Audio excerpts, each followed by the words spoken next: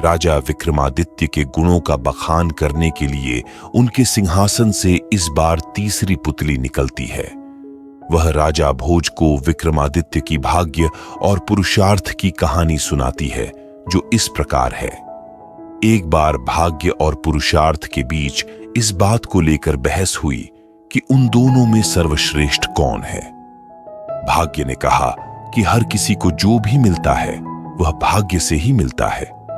यह सुनकर पुरुषार्थ कहने लगा कि बिना मेहनत किए कुछ भी हासिल नहीं होता है। दोनों के बीच कई दिनों तक इस बात पर बहस होती रही। उन्होंने इसके समाधान के लिए देवताओं के राजा इंद्र के पास जाने की ठान ली। दोनों इंद्रदेव के पास पहुंचकर इस सवाल का जवाब मांगने लगे, लेकिन मामला गंभीर होने की वजह से देवराज को भी कुछ समझ नहीं आया। फिर देवराज इंद्र ने उन दोनों को राजा विक्रमादित्य के पास जाने की सलाह दी। उन्होंने कहा कि राजा ही इस बात का जवाब दे सकते हैं कि आप दोनों में से कौन सर्वश्रेष्ठ है। इतना सुनते ही भाग्य और पुरुषार्थ तुरंत मानव भेष में विक्रमादित्य के पास पहुंच गए। राजा के दरबार पहुंचकर भाग्य और पुरुषार्थ ने अपने झगड़े की वजह उन्हें बताई। उस वक्त विक्रमादित्य को भी इसका कोई उचित जवाब नहीं सूझा। तब राजा ने दोनों से 6 महीने का समय मांगा। इस दौरान भाग्य और पुरुषार्थ के सवाल का उन्हें कोई जवाब समझ नहीं आया। तब राजा सही जवाब की तलाश में अपने राज्य में जनता के बीच सामान्य नागरिक का भेष बनाकर घूमने लगते हैं। राजा को काफी कोशिश के बाद भी अपने राज्य में इस बात का सही जवाब नहीं मिलता। फिर राजा भेष बदलकर दूसरे राज्य में जाने का फैसला लेते हैं, लेकिन उन्हें जवाब नहीं मिलता। इस दौरान राजा एक व्यापारी के पास जाकर काम मांगते हैं और कहते हैं कि वो ऐसे काम कर सकते हैं जो कोई अन्य नहीं कर सकता। कुछ दिन बाद व्यापारी बाहर काम के लिए राजा विक्रमादित्य के साथ जहाज से जाता है। कुछ दूर जाते ही अचानक तेज तूफान आने लगता है और जहाज एक टापू के पास फंस जाता है। तूफान थमने के बाद जहाज को टापू से बाहर निकालने के लिए लोहे का कांटा उठाना होता है। व्यापारी ने राजा को उसे उठाने के लिए कहा। जैसे ही राजा ऐसा करता है तो जहाज तेजी से आगे निकल जाता है और विक्रमादित्य टापू पर ही छूट जाते हैं। टापू पर छूटने के बाद राजा कुछ देर आगे चलते हैं तो उन्हें वहां एक नगर दिखाई दिया। नगर के गेट में लिखा हुआ था कि यहां के राजा की बेटी का विवाह महाराज विक्रमादित्य के साथ होगा। यह देखकर राजा चौंक गए और महल में चले गए। वहां पहुंचते ही उनकी मुलाकात राजकुमारी से होती है। कुछ दिनों के बाद दोनों की शादी हो जाती है।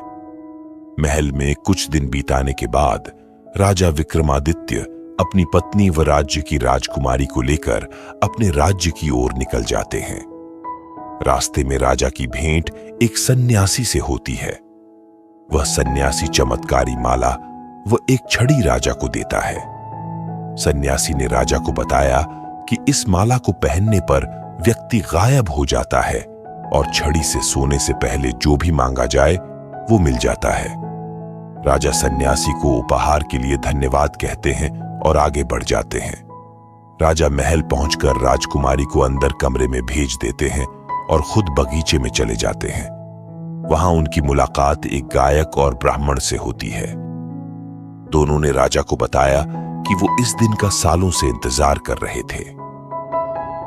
राजा विक्रमादित्य ने पूछा कि ऐसी क्या बात है कि वो सालों से उनकी राह देख रहे थे।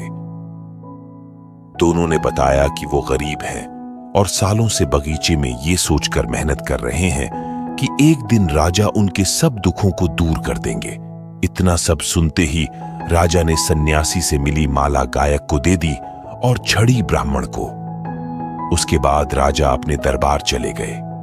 6 महीने बीतने के बाद भाग्य और पुरुषार्थ दोनों राजा की सभा में आए। विक्रमादित्य उन दोनों को बीते 6 महीने की सभी घटनाएं सुनाते हैं। इतना कहकर राजा दोनों को समझते हुए कहते हैं कि छड़ी और माला का उन्हें मिलना भाग्य था और गायक व ब्राह्मण को यह पुरुषार्थ की वजह से मिला। इसी वजह से भाग्य और पुरुषार्थ दोनों एक दूसरे के पूरक हैं। इनमें कोई छोटा या बड़ा नहीं हो सकता है। दोनों राजा का जवाब सुनकर संतुष्ट हो गए और वहां से चले गए। इतनी कहानी सुनाकर पुतली राजा विक्रमादित्य के सिंहासन से उड़ जाती है। कहानी से सीख कोई भी बड़ा और छोटा नहीं होता। हर चीज और हर कर्म का अपना महत्व होता है। हम आशा करते हैं कि आपको आज की कहानी पसंद आई होगी। ऐसी ही और कहानियां सुनने के लिए वीडियो को लाइक और शेयर करें और चैनल को सब्सक्राइब करें। मिलते हैं कल की वीडियो में। अब कल सुनते हैं अगली पुतली क्या कहती है राजा भोज से।